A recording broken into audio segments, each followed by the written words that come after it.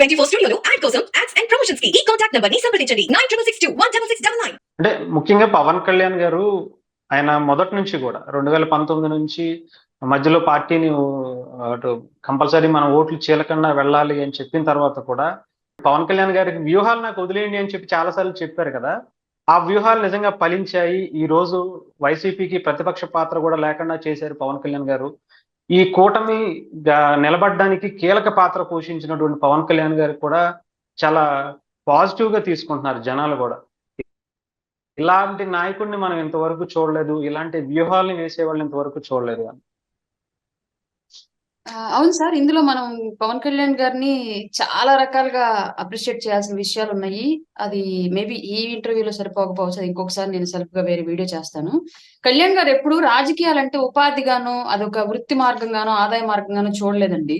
రాజకీయాలు అంటే బాధ్యతాయుతమైన సామాజిక సేవగానే కళ్యాణ్ గారు ఎప్పుడు భావించారు.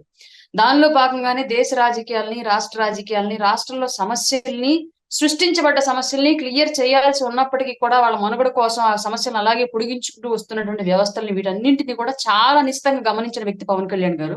అట్లాంటి వ్యక్తి తనకి వ్యూహం తెలుసు. తను ఏం చేస్తే ఎక్కడ ఎలా మూవ్ అవుతే ఏం జరుగుతుంది అనేది ఒక క్లియర్ గా ఆయన మైండ్ లో ఒక విజన్ పెట్టుకున్నారు కాబట్టి దాని ప్రకారమే వెళ్ళారు.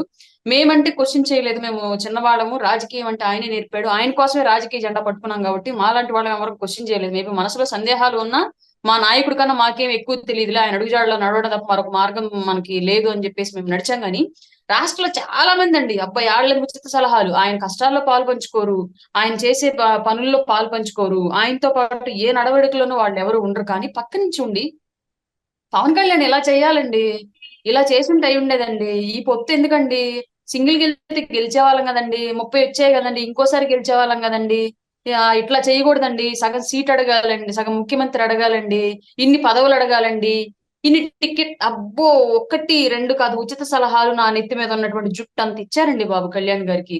ఇన్ని తీసుకొని కూడా ఎక్కడ నిరుత్సాహానికి లోనవ్వకుండా, ఎవ్వరిని నొప్పించకుండా, మరీ ఆవేశం, మరీ కోపం, బాధ ఎక్కువైపోతే పబ్లిక్ సభల్లో ఎప్పుడన్నా సరే ఇంకా ఆ సలహాదారులకి తిరిగి ఆయన సమాచారం ఏంటి అనేది చారవేశారు తప్ప ఎక్కడ ఎవరిని వ్యతిరేకించకుండా చాలా అంటే చాలా సంయమనం పాటించి క్లియర్ కట్ గా ఆయన ఈ వ్యూహం ఏదైతే ఉందో దాన్ని అమలు చేసుకున్నారు.